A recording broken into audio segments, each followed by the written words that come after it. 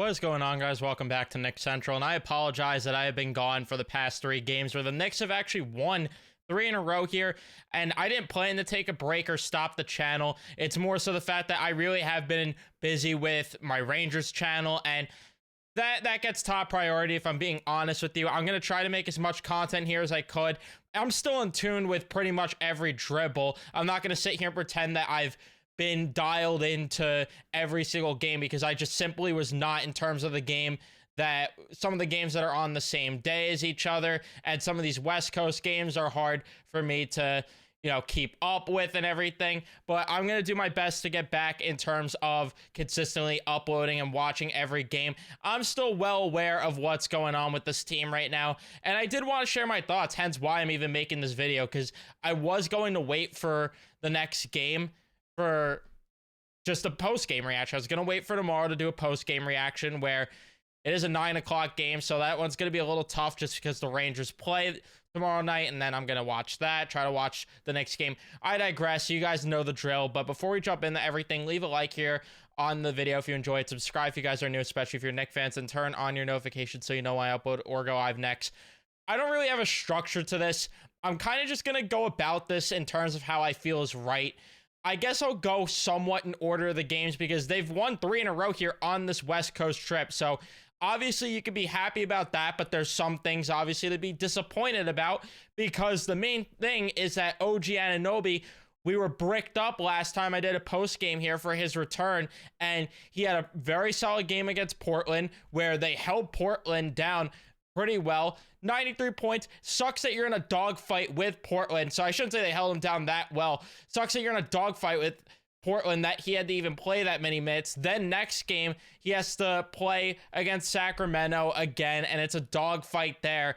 And just simply not ideal, because now he's going to miss multiple games. He did not play the Golden State game, and I think it was something about him inflaming that elbow yet again, or it's flaring up. That was the wording they use. Not a good sign, and I'm not shocked by this, to be honest, because of the fact that he did return early, and elbow injuries are a big deal. They are a very big deal, and I know that this isn't the baseball type thing where, you look at players that get Tommy John surgery and that sort of thing, because you're not throwing the basketball 100 miles per hour out there, but you still got to be able to shoot the basketball. So it sucks that now they're going to lose OG Anunoby. At this point, just rest him until the playoffs, because the good news is it's looking like Julius Randle's starting to get back on track, and then Mitchell Robinson playing through contact now all of a sudden at practice.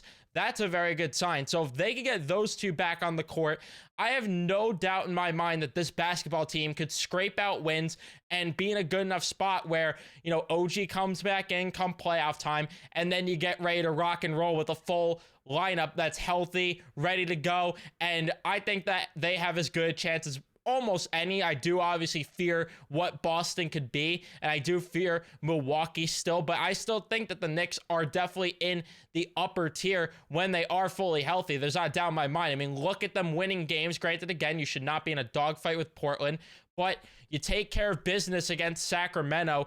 That right there, pretty good win. Pretty good win there. And then you beat Golden State too, and you're still in the 4 seed right now. So not a lot has changed, and it's very big. You want to be able to get home court here versus Orlando or Philadelphia, whoever they may play. And again, I like the chances of them, no matter who they play, whether they jump up to the 3 seed and play Philadelphia, whether they stay 4 or 5 and play Philadelphia, Indiana, Orlando. With this team fully healthy, or even if they fall to 6 and have to play Cleveland, I'm not worried about the Cleveland Cavaliers when this team is fully healthy. We saw them dominate them last year in the playoffs, and this year's roster is better. Just again, we've unfortunately had to deal with ailments the entire year in terms of watching this basketball team. I shouldn't say we, I'm not part of the team there, but I digress. In terms of that standpoint, yeah, I'm obviously annoyed that we're in this predicament that OG Anunoby's all of a sudden hurt again, and I'm hoping that it's not going to get worse again when it's playoff time and they are going to need him, because I hate to tell you news right now, I don't trust Precious Achua. I don't know why I struggle to say his name. I don't trust Precious Achiuwa in the rotation come postseason basketball time. I don't trust, well, not that I don't trust him in the rotation. I don't mind him coming off the bench, but in the starting lineup, I should say. And you don't want to be in that spot because look at what happened when they played Sacramento. Precious Achiuwa got bullied by Sabonis all night long. He got bullied in the Golden State game too. So I'm a little worried in terms of the way Precious has played lately. I'm not going to sit here and act like everything's all sunshine and rainbows because they've won 3 straight.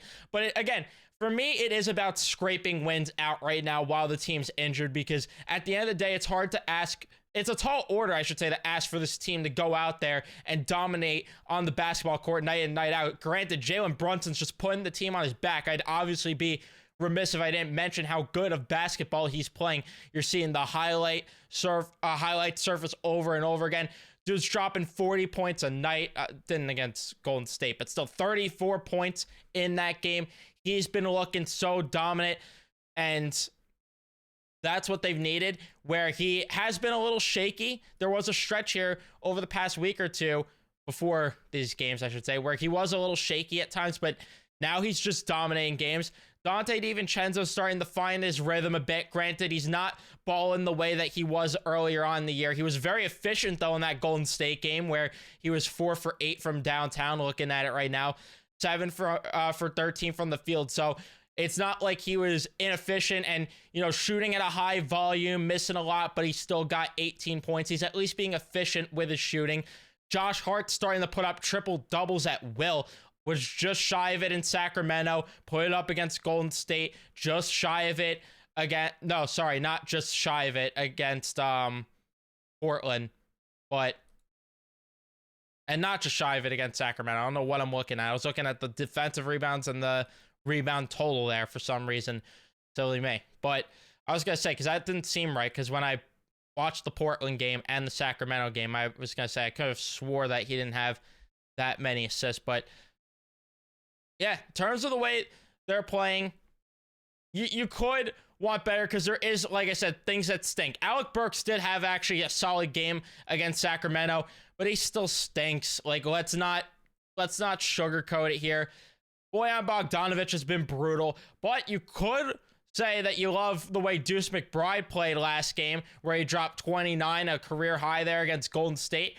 Would like to see that more consistently, because you look at the nights before where he had no points, only in 11 minutes played, but still, and then he had 6 points in 21 minutes played. You want to be able to give Brunson and just some guys rest, so you don't have to utilize the bench, especially down the stretch. If this team could put themselves in a spot where they're scraping out wins and then they could start to rest guys down the stretch, that's huge, because Josh Hart played the entire freaking game against Golden State, which hats off to him for busting his ass out there night in and night out and giving the play that he is and going out there and playing as many minutes as he is. But it's not sustainable. It's just not sustainable. We're seeing guys getting run into the ground, and it's just not good. So, yeah, like I said, there's things to love. There's things that leave a bad taste in your mouth in terms of these games, because I'm just disgusted that they were in a close game with Portland. I really am. But a lot of that had to do with the fact that their transition game, not crisp really. And again, they just get too complacent at times. They get too complacent with leads. And that's been the story of the Knicks pretty much all season long, which is why we have cardiac Knicks, right? But again, it's hard for me to complain when they're scraping out wins. It's really hard for me to complain when they are. But that's really all I got for you guys. Let me know your thoughts in the comment section down below. Like I said, I do apologize for not really being up to date in terms of this team with my post-game recaps and everything. I promise that I will start to be more consistent. Tomorrow will be difficult, but I will do my best to get a post-game up tomorrow and the following day, or the following game, I should say, not day, because they don't play back-to-back. But regardless, I will make sure to start to be more consistent with these post-game shows. Thank you guys so much for tuning in. Leave a like if you did enjoy. Subscribe if you guys are new, especially if you're Knicks fans. Turn on your notifications so you know when I upload or go live next. And I'll see you guys in the next one.